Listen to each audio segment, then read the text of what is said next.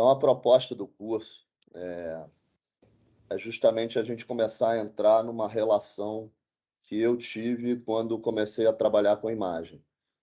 Eu tenho uma relação com imagem que vem desde 17 anos, né? Eu prestei uma prova de eletrônica para a TV Globo, eu fazia eletrônica e informática e tinha muita curiosidade em trabalhar em broadcast. Só que a minha intenção era justamente outra, era trabalhar com broadcast, consertar TV, ter uma relação que eu não tinha justamente com a imagem, né? Na captação de imagem.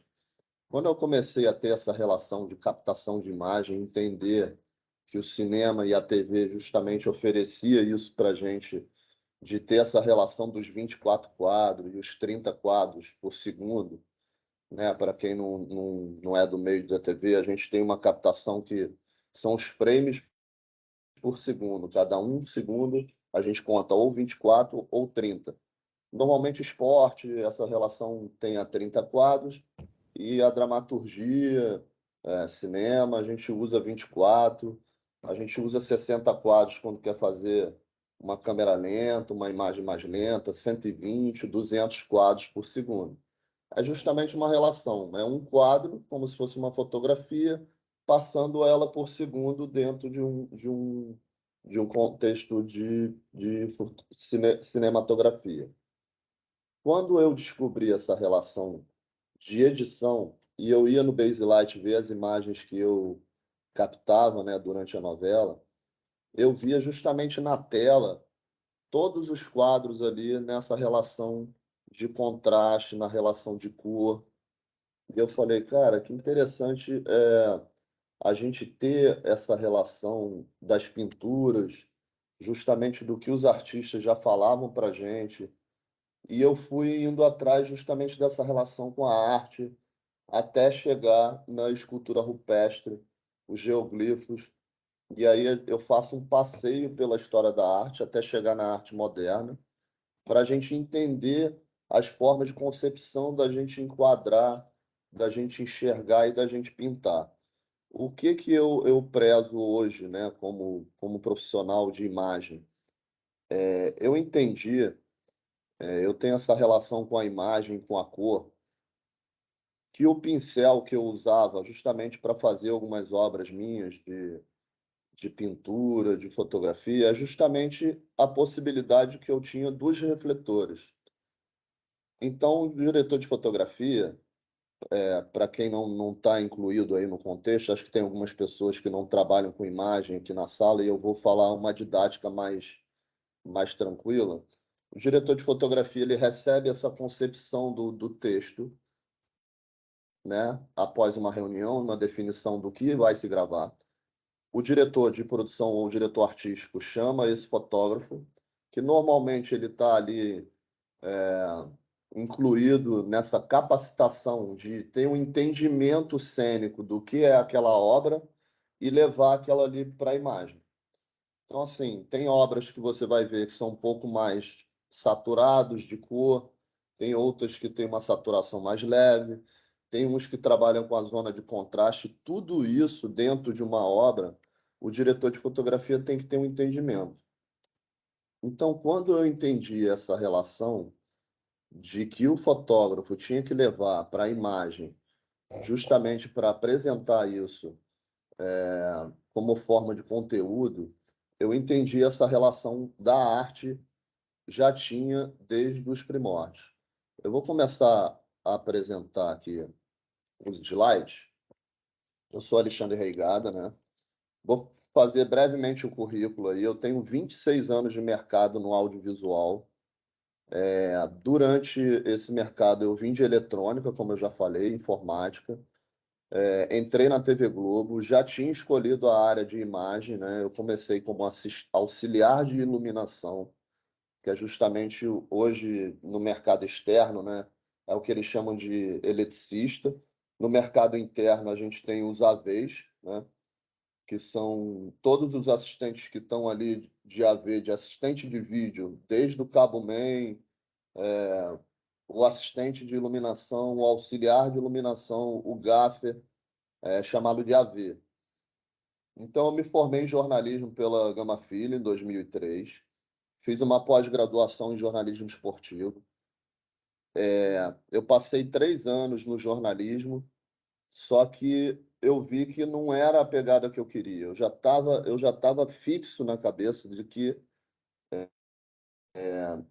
eu tinha essa preocupação com a arte envolvida na imagem, né? De captar a imagem e ter essa preocupação do artístico de cuidar e tratar dela e colocar no ar.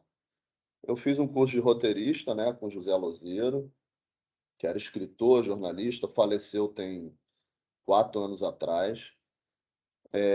Sou fotógrafo assistente hoje na TV Globo, mas eu faço vários trabalhos como diretor de fotografia.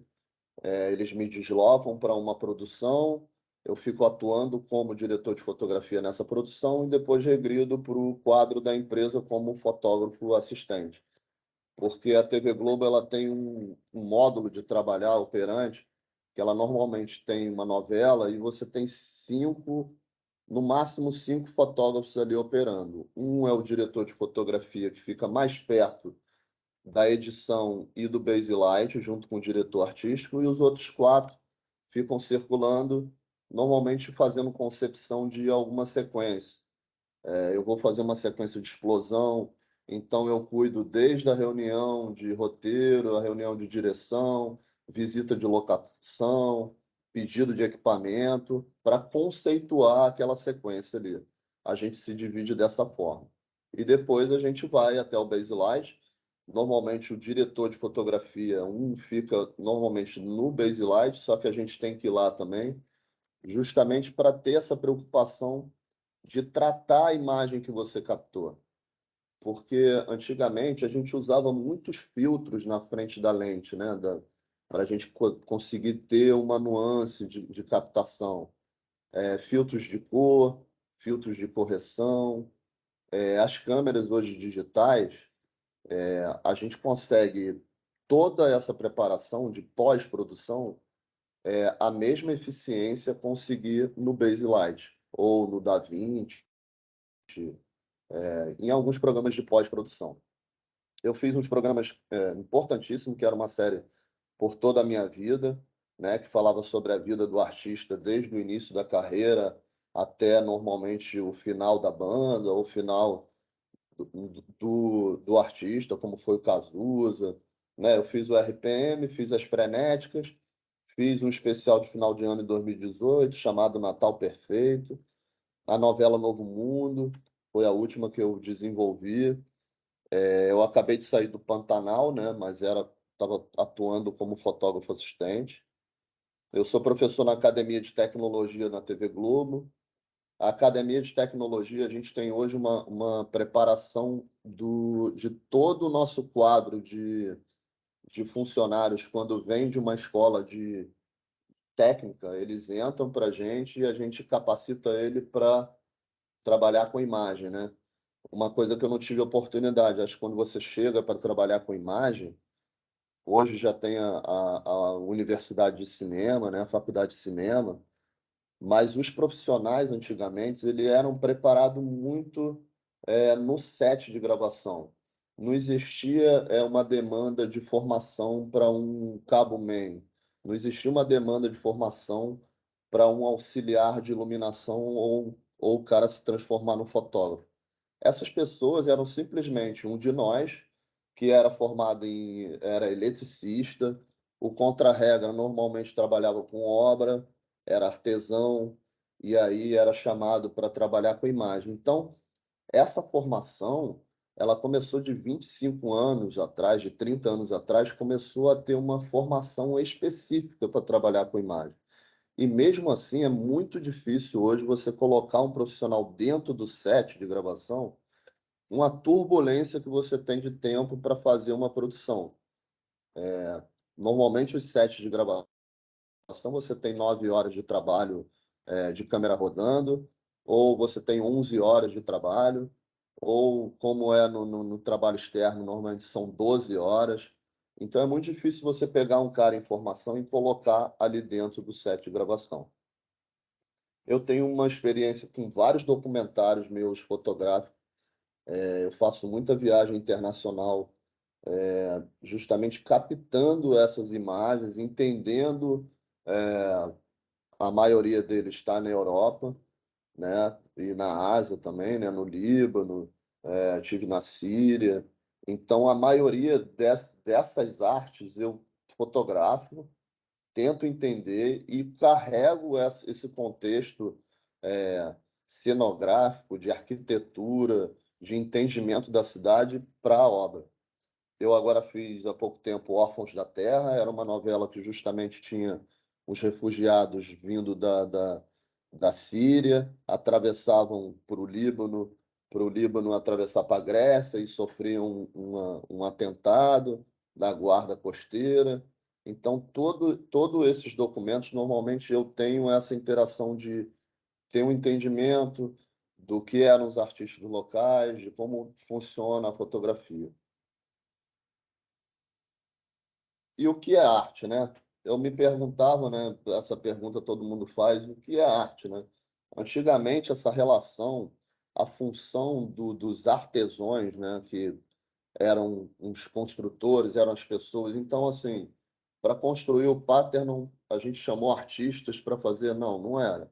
A concepção toda do artista, ele só foi reconhecido depois da Renascença. A Renascença que começou a ter um entendimento que aquele cara que era um artesão, ou era um filósofo, ou era um estudioso, astrônomo, tinha na concepção de construir alguma coisa, né, do ideal dele, e aquilo ali era realmente uma arte. Antes disso, não, eles não tinham essa função de nulidade prática, né? Era uma nulidade funcional. Não era que o cara queria fazer aquilo ali para futuramente, daqui a 2000 anos, ser colocado numa exposição ou no Museu do Louvre, ou na Basílica de São Pietro, ou no Museu do Vaticano. Então, eu vou passar para vocês mais ou menos o entendimento do que justamente a gente fala de arte, para ter um entendimento como visual, né? Como você. Arte. Quando ouvimos essa palavra, alguns de nós imediatamente pensamos em museus ou pinturas. Há também aqueles que sentem que não possuem nenhuma relação com ela, porque acham que não conseguem entendê-la, ou que é algo exclusivo para intelectuais ou fãs do assunto. Mas, na verdade, a arte está para todos que querem experimentá-la, e geralmente é encontrada em mais lugares do que podemos imaginar. As músicas que você gosta, os filmes que você vê, a poesia e o teatro, e até aquela colcha que sua avó fez para você. Tudo isso e muito mais é arte. Agora, talvez você esteja se perguntando: o que é arte? E qual é sua definição? É difícil encontrar uma resposta, pois ela existe há centenas de anos e evoluiu de muitas maneiras ao longo do tempo.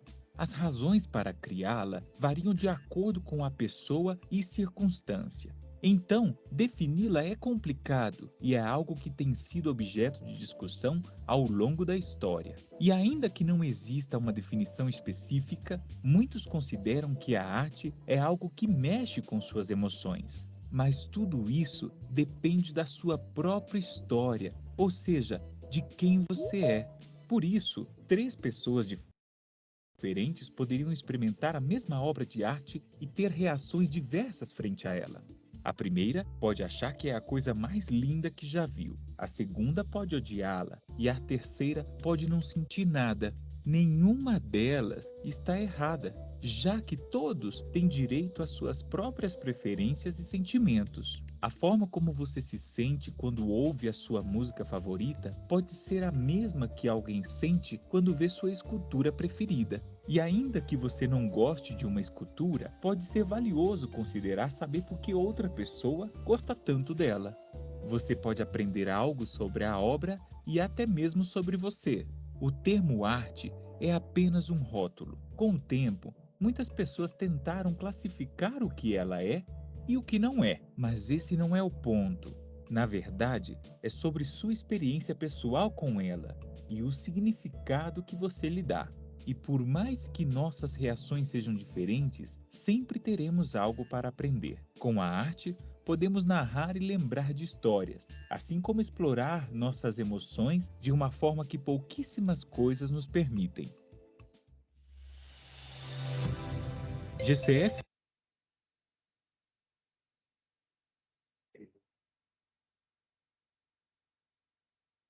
Então, esse entendimento de arte foi justamente o que eu consegui a enxergar justamente as obras que eu fazia, né?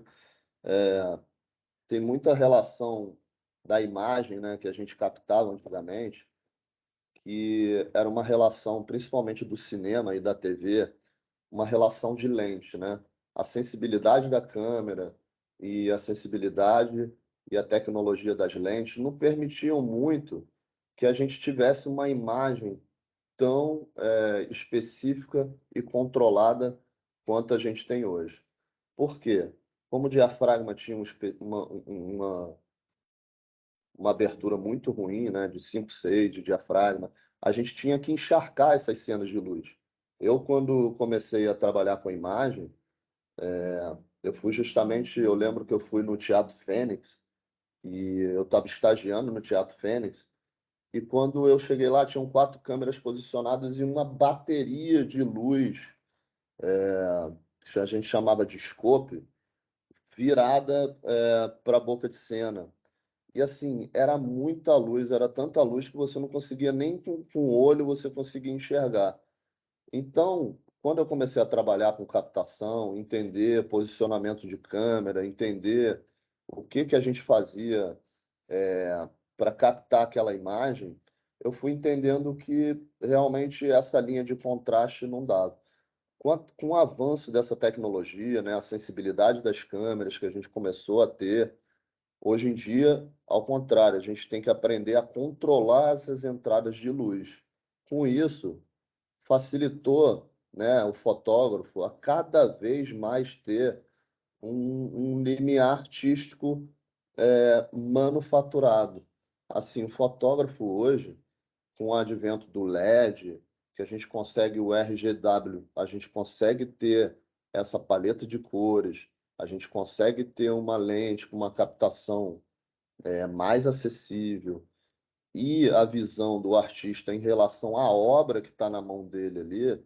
Eu sou um cara que todo dia que eu vou gravar e leio uma cena, essa cena para mim pode sair de um jeito, né? Tem um filme muito bom aí chamado Iluminados, que justamente coloca os fotógrafos para captar uma imagem dentro de um mesmo cenário com o mesmo texto, né? Com a mesma concepção. Cada um fez de um método totalmente diferente do outro, usando uma tabela, né, uma lista com os mesmos recursos. Cada um usou os recursos que quis, dentro daquele entendimento, e você vê que saíram trabalhos fantásticos, todos eles sem você agregar o que é certo ou errado. É justamente o que fala nesse vídeo aí, né? A arte não tem o certo e errado. A arte tem o entendimento dela te tocar ali como imagem.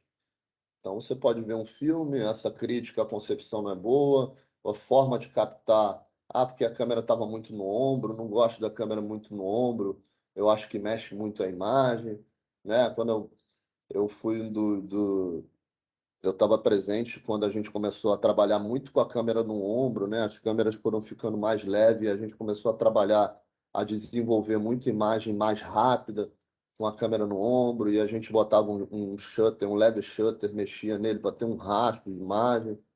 Só que assim, a minha mãe não gosta, talvez uma pessoa que mora mais no interior não tem esse entendimento do porquê que a gente está fazendo aquilo ali, também não gosta. Então, assim, a arte, ela está livre justamente para a gente ter esse entendimento. Então, eu fui buscar lá 75 mil anos atrás, né? O homem já tinha essa necessidade de entender o mundo e a si próprio. E como é que ele fazia isso? A representação é uma das suas constantes preocupações. Desde a origem da humanidade e através da representação, o ser humano entende o mundo e a realidade. Como? Representar, o que que ele faz? É descrever, retratar ou substituir. É uma representatividade para você. Você desenha aquela imagem, você capta ela e você troca o objeto concreto pela imagem. Então, esse curso eu tenho o objetivo de estudar fotografia, né, nas produções audiovisuais no geral, resgatando nos diversos movimentos artísticos que eu vou apresentar agora aqui para vocês, principalmente na pintura, as composições inerentes à formação de uma boa imagem. Então, como é que eu fui buscar esse entendimento da influência, né, que a gente começou a ter das artes plásticas? Eu dividi mais ou menos o curso. Eu vou dar uma pincelada muito superficial em cada assunto desse aí, só para a gente ter um entendimento do que eu vou dar ao longo de todas as aulas do curso, né? Eu começo lá na pré-história, 75 mil anos AP, eu poderia ter colocado aí DC, né? AC, antes de Cristo. Mas o que que é AP? AP é antes do presente. Todo material que você encontra pré-histórico, né? Seja ele a arte, seja eles as obras de arte que foi encontrado em Pompeia, foi coberta pelo vulcão, seja as esculturas rupestres, seja os geoglifos no Peru, todos eles sofrem uma datação de radiocarbono. Eu fui tentar entender isso, o que era, né? Eles pegam um objeto, levam para o laboratório. Se vocês quiserem, no Museu Nacional do Rio de Janeiro, eles têm um laboratório lá de datação, como se data um osso de dinossauro, como se data qualquer coisa que é encontrada num sítio arqueológico. Ele sofre uma datação e essa datação, como a ciência não trabalha em cima do antes de Cristo e depois de Cristo, a ciência trabalha AP ou DP, né? Depois do presente, antes do presente. Então, as primeiras esculturas rupestres, né? O termo arte rupestre, ele era usado para descrever na prática o que os povos antigos tinham como pintar e representar a sociedade deles, né? Entalhar ela em algum lugar, principalmente dentro das moradias dele, que eram as cavernas, né? Então, essa primeira obra que eu tenho aí é justamente os bastões ocre, né? Que foram entalhados lá em Bomblos, na África do Sul. Ele é o primeiro documento nosso como ser humano de datação de informação como registro documental, né? Ele foi encontrado há 75 mil anos antes do presente, né? Eles chamam bastão de Ofres. Então você vê que foi algum fragmento de informação, esse vermelho que está dentro da rocha aqui, né? Eles queriam representar alguma coisa, ou alguma quantidade de bichos que foram pegos naquele dia, ou a quantidade de bichos da semana. Então, era justamente as primeiras formas de comunicação que a gente tinha. Então, a arte rupestre, né? Eu entro depois aí, vou falar um pouco da caverna de Altamira, né? Justamente sobre o Busão de Altamira. Depois eu entro para falar sobre essas esculturas de geoglifos encontradas no Peru, né? As linhas de Nazca, que contém imagem de pessoas, de animais, também os registros muito importantes de forma do ser humano. Essa caverna de Altamira, o Busão de Altamira, já foi há 16 mil anos antes do presente. Então, aqueles bastões eram de 75 mil anos. Esse Busão de Altamira e esses primeiros registros na caverna aí na caverna lá de Altamira, na Espanha, ele é considerado a Capela Sistina da pré-história, porque foram encontrados diversos registros já da sociedade na forma dela trabalhar. Informações de conflitos, né? A gente vê na obra, né, da Caverna de Altamira informações de conflitos. Então, foi a forma que a gente teve de ter um entendimento como as primeiras formas de expressão foram usadas aí. Vou entrar na arte mesopotâmica, né? Que é justamente ali no Vale do Tigre, Eufrates, né? Onde hoje é o Iraque, que já tinha um sistema teocrático muito forte, e eles trabalhavam com afresco, né? O afresco, ou alguns chamam de fresco seco, ele justamente era um método deles entalharem nas paredes, ele cobria umas paredes com palha e barro que era tirado do Nilo, né, do rio Nilo, que era presente ali, passava ali, e ele aplicava um gesso e depois aplicavam tinta para a fabricação dessas obras todas. A gente vai conversar bem a fundo para a gente entender essas informações desse quadro bélico que está aí nessa obra. Ele tem uma informação muito importante, ele era feito de calcário vermelho e lápis lazuli. Eu vou falar depois as informações todas desse quadro bélico sobre informação de registro na sociedade, o que ele representava, como é que na pré-história ele já começava a ter entendimento de sociedade. Vou entrar depois na arte egéia também, e aí antes do aparecimento da Grécia, os camponeses eles faziam essas obras, eles eram chamados para fazer essas construções, lembrando bem que ainda não eram considerados artistas, né? Eles são artistas hoje para a gente, mas na época eram simples trabalhadores e camponeses. E a primeira delas veio na civilização cicládica, né? No norte de Creta, no sudeste da Grécia, com 3.000 anos antes de Cristo. Vou falar da arte egípcia, né? Foi o primeiro período compreendido aí do Antigo Egito. Então tiveram 18 dinastias e essa dinastia ela justamente era uma teocracia, né? O faraó, o deus principal, era a figura mais importante dessa sociedade deles. Então a gente tem informações muito de pinturas entalhadas nas pedras, também com informação de faraós. Eles faziam as tumbas, né, onde as cores mais escuras, a gente via que o dourado era muito usado para faraós, onde eram os deuses. As figuras mais escuras normalmente eram os homens, as figuras mais claras eram representatividade das mulheres.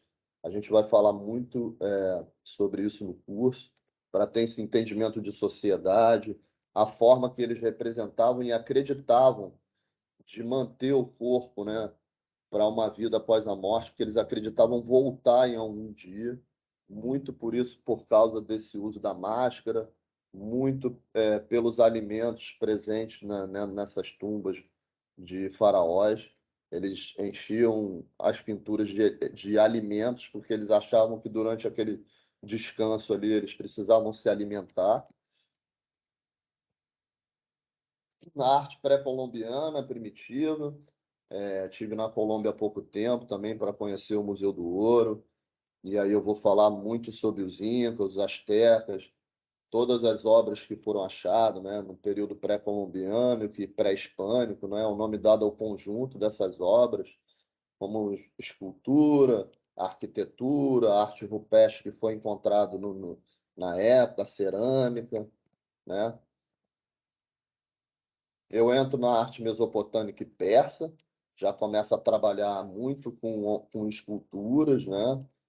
E vai justamente falando sobre essas esculturas pelo mundo. Você vê que essas duas representatividades, a primeira é o Guardião Alado, né, Neocírio, que é de 865, está no Museu de Londres, no Museu Britânico, e as outras duas aqui no restaurante embaixo, justamente na sala Assírios, que fica embaixo do Teatro Municipal do Rio de Janeiro.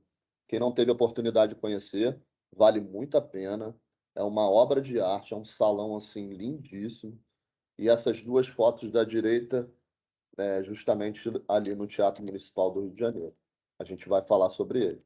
Eu vou entrar na arte da China Antiga, justamente que a gente começa a falar sobre o exército terracota, né, que foi descoberto, esse exército, e a forma que eles tinham de representatividade, e o Nanquim, que era a forma da China antiga, começava a trabalhar justamente essa linha de contraste, né? O Nanquim, o trabalho dos chineses sobre o papel e o Nanquim, eles conseguiam retratar uma coisa que a gente já não pensava em captação de imagem. Esse ideal de profundidade, de linhas de primeiro plano, de contrastes, de presença de segundo plano, de nuances de como chama, nuances de dia nublado. Todas essas obras da arte chinesa antiga é muito interessante para a representatividade já dessa linha de contraste de captação. Eu vou entrar na arte grega, né, que surgiu em Creta, né, 750, até o surgimento. Era uma arte que eles trabalhavam muito com a arquitetura de defesa, era uma preocupação já dos gregos nessa arquitetura de defesa, muito ideal do corpo, né? A perfeição do corpo perfeito e essa busca nessa representatividade nas esculturas. A gente vê, né, o friso do Parthenon, eu vou falar muito sobre ele detalhadamente, o que se tem de informação sobre ele, a representatividade que eles tinham na Grécia em várias arquiteturas e surgimentos também de esculturas. Entro na arte romana, a gente começa a falar. É complicado falar, né, por vários motivos, porque durante 1000 anos foi da República, né, de 509 a.C. até 27 a.C. Depois entrou no Império, que foi de 27 até 476 depois de Cristo. Essa aqui no lado esquerdo eu vou falar muito detalhadamente sobre o Coliseu. Eu tenho um estudo muito específico sobre o Coliseu. Eu passei 2 dias lá estudando, fazendo análise sobre todas as obras que foram encontradas, para que serviam, até depois treinamento sobre bombeiros, né? A gente acredita que nessa época em Roma, os bombeiros foram criados porque tinham muita construção em madeira, inclusive tem uma história interessante que as construções de madeira, os prédios de madeira, quanto mais alto, mais barato era o imóvel, né? O apartamento, essa troca de morar, porque ninguém queria morar num prédio de madeira no último andar, óbvio. Então, tem-se a história que os bombeiros foram justamente criados nessa época. Esse afresco do meio, dessa representação do meio, foi achado em Pompeia. Eu tive em Pompeia agora e é muito interessante saber assim, tem fragmentos de corpos, né, que foram achados e fragmentos de obra de arte que ficaram intactas, porque a lava do vulcão, quando teve a erupção do vulcão, justamente manteve todas essas obras intactas. Então, é o acervo mais antigo que se tem e mais bem cuidado que a gente tem na história da arte mundial. A história a escultura de Marco Polo, eu vou falar sobre ele também na arte romana. A gente vai passar pela arte bizantina, é muito importante para a história, né? A escada da Ascensão, você vê aí do lado esquerdo, como eles já trabalhavam essa arte com têmporas de ouro, eles tinham umas vestimentas mais ricas, eram obras mais estilizadas, também tinham muito afresco, né, em Bizâncio, lá na Constantinopla, que é justamente a Turquia, né, em Istambul, hoje em dia. Eles foram capturados, né, por forças muçulmanas. É um país lindo, né? Istambul é lindo, a Turquia é linda, mas é um país complexo para se visitar. Tem alguns conflitos, mas assim, sabendo se comportar da devida forma lá, a gente consegue visitar. Falo também da arte insular, né? Que eram os celtas. Eles foram muito mal interpretados. Essa época de arte insular, eles diziam que eram arte da Idade das Trevas, porque justamente eles eram bárbaros, né? Na maioria eram germânicos, né? E como os germânicos eles não entendiam que alguém que não era grego, eles achavam que era uma arte das trevas, né? Então tudo que os celtas faziam em relação tem muita representatividade de cruzes, né? Essa obra da esquerda aí eu vou falar sobre o livro de Kells, que está justamente lá na Irlanda, em Dublin, na Universidade de Trinity College. Eu tive com ela lá, consegui fotografar, fazer algumas fotos. Tem essa nuance de cores, né, de gráfico, tem um histórico muito legal falando sobre a relação dos celtas, as invasões do bárbaros e como eles eram mal interpretados para a época, né?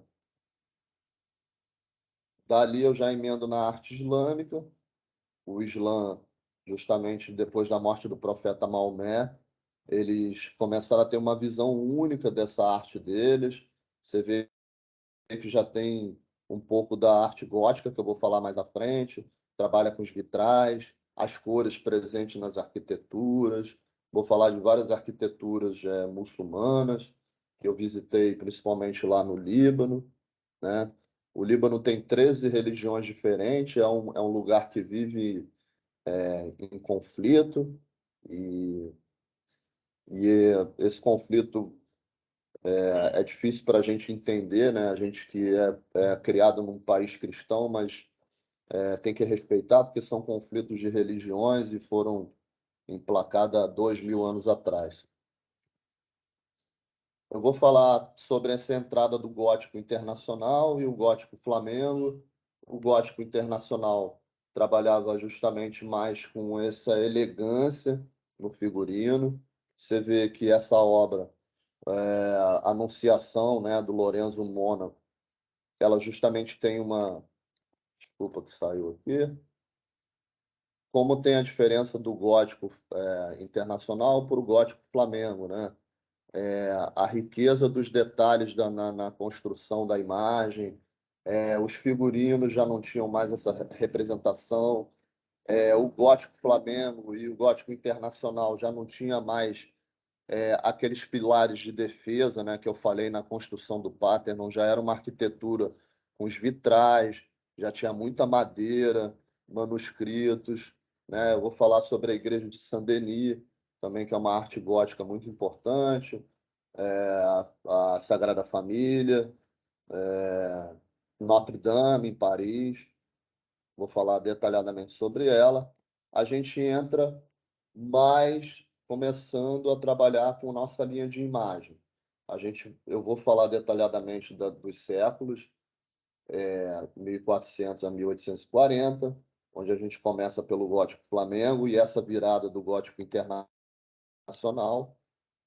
Vou entrar na Renascença italiana, né? A Renascença italiana justamente começa os principais artistas, o Leonardo da Vinci, o Giovanni Bellini, né? O Michelangelo, você vê a obra aí de Pietà, Rafael Sanzio, o Bonatello, o Botticelli, o Frangélico. A gente vai começar a ter esse entendimento de simetria, de triangulação, de perspectiva de campo, a forma que a gente enquadra com os objetos e elementos no primeiro plano, o que que a cena e o que o corpo, né, presente na imagem ali, às vezes quer que você leve para uma fuga para o lado direito, como posicionar o ator dentro desse contexto de captação de imagem, esse entendimento.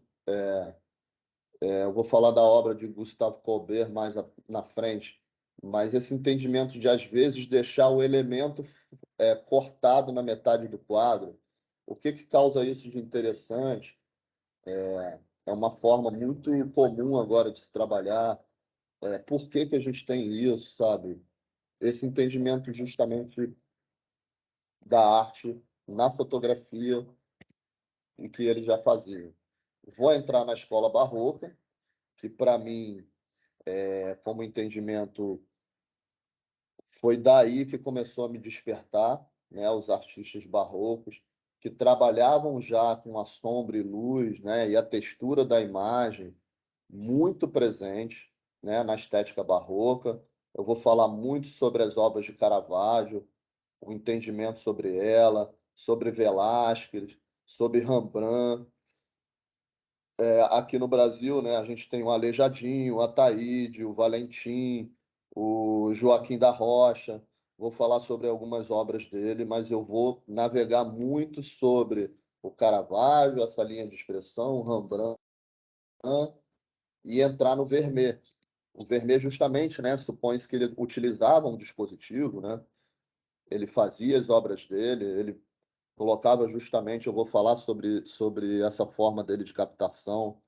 Ele usava na composição da pintura deles um buraco na parede, e esse buraco era projetado no ambiente escuro, e ele, em cima disso, fazia as obras dele. E aí, daí, a gente começa a ter. Ele tinha uma amizade com o físico e começa a ter um entendimento de lente, justamente para a captação das imagens. Eu fiz algumas pinturas, né? Eu sou ruim de desenho, mas eu descobri uma forma de pintar. Como é que eu faço? Eu comprei um projetor, um mini projetor. Gente, eu estou falando demais, está todo mundo me ouvindo, né? Se quiserem me interromper em algum momento, Vamos vocês podem ouvindo. me interromper, tá?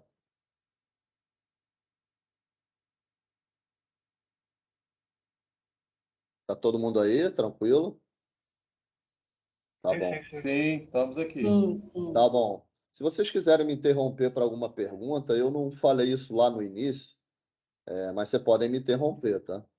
Por favor. Beleza. Vou voltar aqui.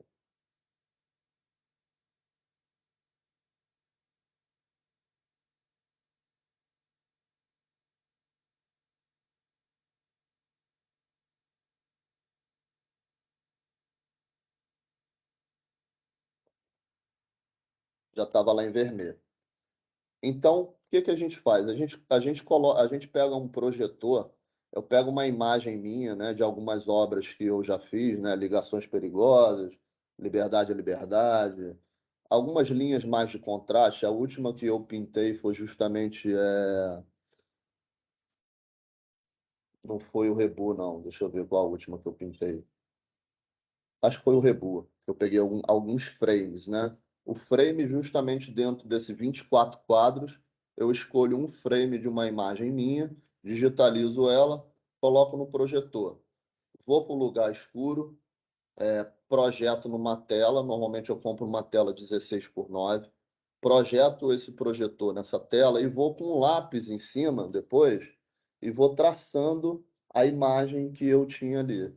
Depois, com essa imagem no próprio telefone ali, eu vou tentando pintar para dar essa linha de contraste.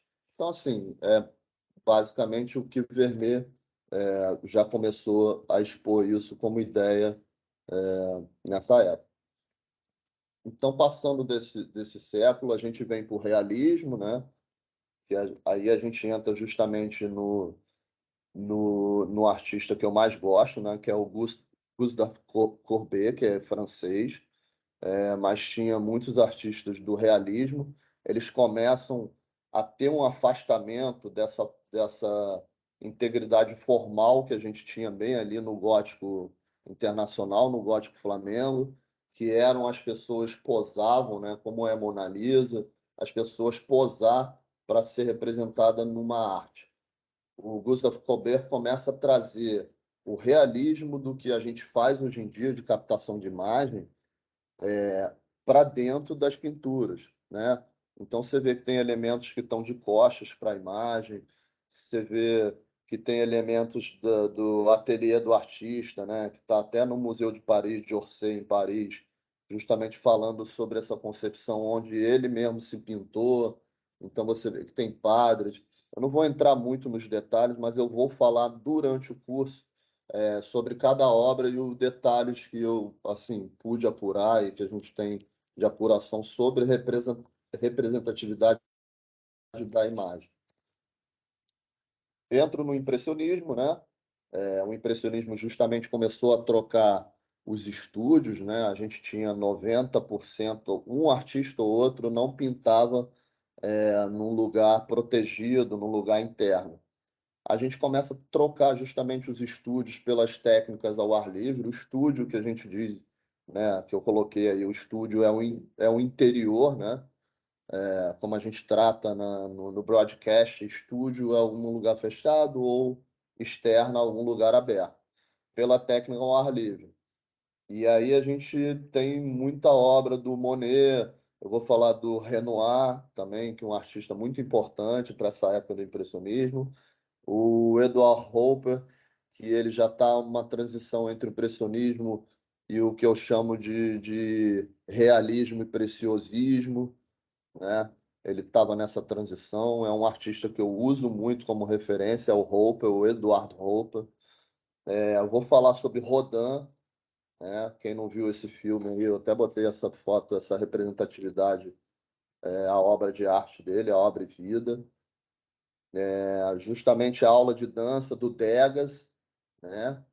O Degas começou a deixar muito mais nítido essa captação de imagem sem ter o interesse, né? A bailarina de costas para a gente, algumas pessoas fazendo algumas atividades, a bailarina mexendo no brinco, a outra coçando as costas. Por que representar isso, né, numa obra de arte?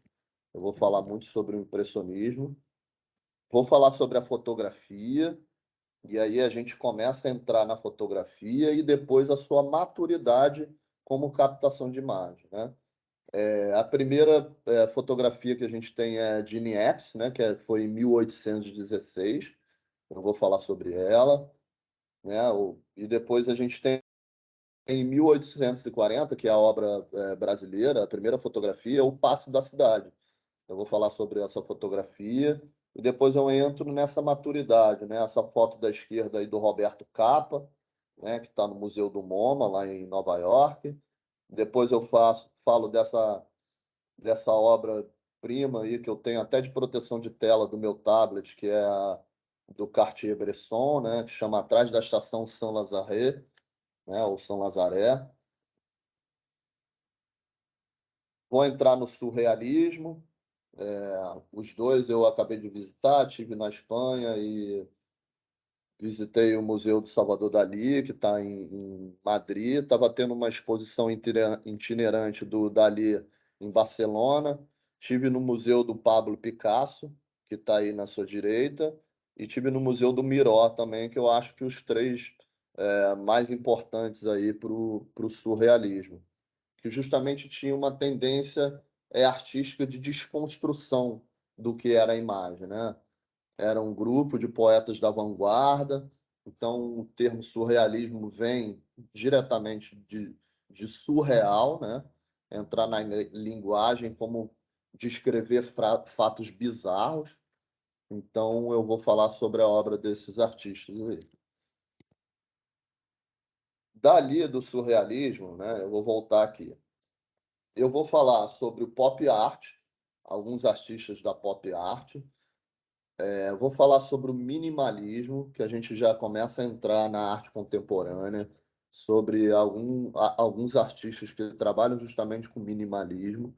Vou entrar no cinema, né? As primeiras experiências de cinema, né? Que foi justamente lá em A Lanterna Mágica, de 1659, do Christian Hughes, né? E a gente começa a ter essas primeiras experiências.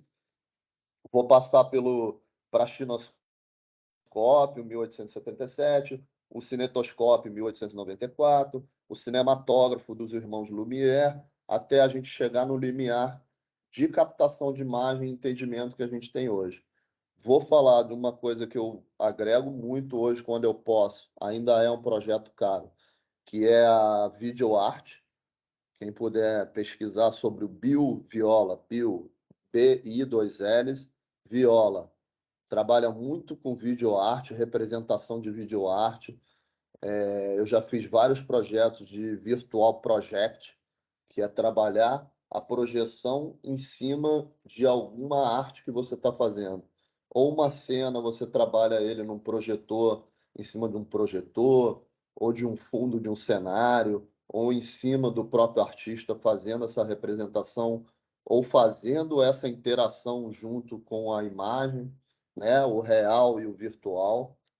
Vou entrar na arte urbana, sobre o grafite, vou falar sobre o grafite nos primórdios, vou falar sobre a arte do cobra, né, mais atual, a formação da imagem na TV como em si. Vou falar sobre, eu já falei lá no início, o entendimento cênico de como a obra chega para você, como você tem esse entendimento, como é que você começa a ter reuniões com direção de arte, com figurino, para ter esse entendimento, para levar isso justamente para dentro da tela. Depois de você ter esse entendimento, você tem um storyboard. O storyboard é um elemento primordial. Eu vou mostrar aqui alguns storyboards de trabalhos meus, como é que foi desenhado e como a gente captou até a imagem real aí de captação, né? Como ficou finalizado. Vou entrar, depois de tudo isso, da gente falar dos artistas e essa concepção de contraste, entro no espectral de fontes de luz, de cor, e aí eu começo a entrar no equilíbrio estético e composição. Essa estética e composição, a gente já começou falando lá no Gótico Internacional, no Flamengo, a gente vem entrando na Renascença, todas as linhas de simetria. Então, eu vou falar sobre o olho seletivo para captação de imagem, vou falar nessa composição equilibrada. O que é uma composição equilibrada? Lembrando, gente, a arte deixa você fugir de tudo que esteticamente seria o correto, né? Você diz, um repórter de apresentação de TV tem que estar no meio do quadro, com um palmo de teto acima da cabeça. Essa composição, eu vou falar artisticamente o que eu acho de algumas obras e, assim, deixar um vazio em vocês para vocês também começarem a ter uma capacidade de criar justamente esses novos enquadramentos.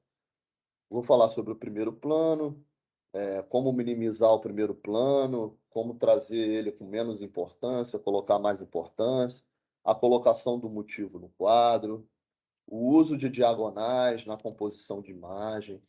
Isso tudo aqui já está relacionado sobre as obras que eu venho falando desde o início do curso. Vou falar sobre composição, sobre técnicas, vou falar sobre a seleção de ponto de vista, a criação de profundidade com distância, a regra dos terços, que é uma regra que a gente usa muito para enquadramento, que a gente hoje em dia foge um pouco dela para talvez chamar um pouco de interesse nessa construção de imagem. Vou falar sobre a composição de massa, a massa da imagem, né? A composição num quadro, antigamente 4x3, hoje 16x9, 2:3:5. Eu vou falar sobre formatos, né? Não vou entrar muito especificamente, que isso é outra aula do curso da ABC, mas eu vou falar sobre formato. E dentro desse formato a gente tem as linhas horizontais, as construções de linhas verticais, né? Onde a gente chama o interesse para dentro dessa imagem, as linhas verticais e horizontais dentro do mesmo plano, as curvas, as linhas convergentes, as linhas divergentes, sobre luz, sobre tom, sobre contraste na composição e na captação da imagem, sobre movimento, até onde pode ser interessante ou não dentro de um movimento, onde é que você pode tirar o seu punction, né, que é o centro de interesse da cena ou da imagem. Para toda a cena você tem um punction, né, que a gente chama de centro de interesse, é o ponto de centro de interesse. Como esse movimento às vezes pode tirar com uma figuração passando do lado contrário e chamando a imagem para outro lado. Então eu vou falar um pouco sobre o movimento, perspectiva de massa, perspectiva de linha, perspectiva de tom, né? Como é que a gente pode criar essas tonalidades dentro de uma imagem para eu levar esse centro de interesse ao meu punct dentro do quadro, né? Colocar uma lente mais aberta, uma 12 mm ou uma 24 mm e criar tons dentro desse enquadramento para me levar a esse centro de perspectiva. O foco seletivo, né? Que é muito importante na construção de uma imagem, é o foco seletivo. O balanceamento de cores, forma, textura e dimensão, justamente tudo isso para criar um conteúdo emocional. Então é isso, gente. Eu vou parar por aqui. É um curso muito bacana. Eu dou esse curso dentro da TV Globo já tem 5 anos.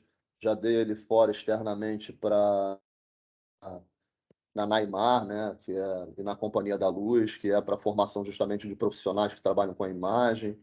A Vez, já dei esse curso em São Paulo, em Recife. Para o ano de 2023, esse curso vou dar na Espanha, justamente em Barcelona, e tem algumas propostas em Lisboa e no Porto, para dar para 2 universidades. É isso. Vou ficar por aqui. Qualquer interesse sobre imagem, sobre valores, sobre curso, a Fernanda está aí. Eu vou abrir agora para vocês para alguma questão, alguma pergunta ou alguma dúvida sobre o curso.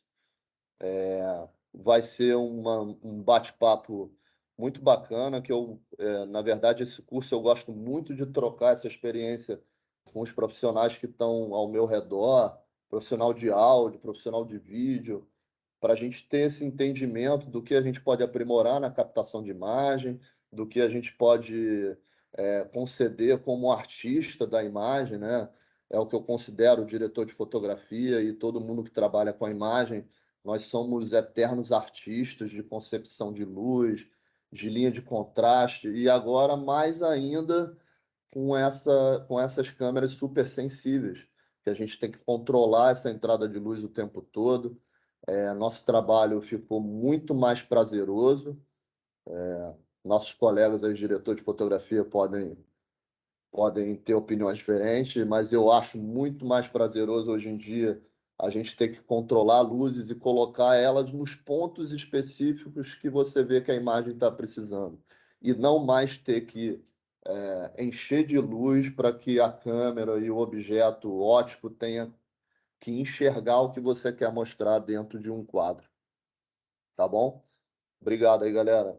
Se tiver perguntas aí, estou aberto.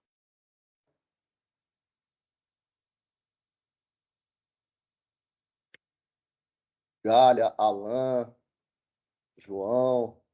E aí, Galha, tudo bem?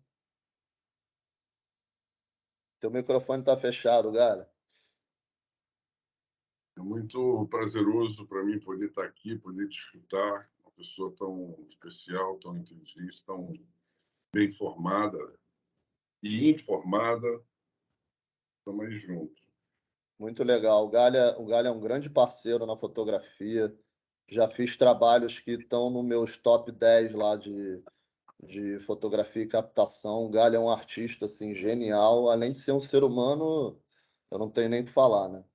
Ele sabe tudo que eu acho dele. Ser humano fantástico, um artista com um visual incrível. Muito legal. Obrigado, Galha. Você está aí na sala aí. Estamos juntos. É isso, gente. Não temos pergunta. Fernanda, como proceder, Fernanda? A gente pode encerrar, então. Tá bom. Obrigado, gente. Eu estou indo agora, vou fazer um trabalho agora do Som Brasil, do Luan Santana. Eu em breve estou numa novela das 18, uma nova novela das 18 aí de época, que é a minha preferência, a minha prioridade, sempre fazer trabalhos de época. 1930, Minas Gerais. É um trabalho que me dá mais prazer em fazer do que obras contemporâneas, não que eu não faça, mas me dá mais prazer estar numa novela de época, entender figurino, entender a história. Então é isso. Queria agradecer a presença de todo mundo aí, tá bom? Deixei meu contato, Obrigado. qualquer pergunta, qualquer dúvida. Obrigado, Alan Vargas. Um abraço. Um abraço. Tchau, gente. Obrigado, João. Até logo. Valeu, Obrigado. valeu. Valeu. Alexandre, parabéns aí. Obrigado.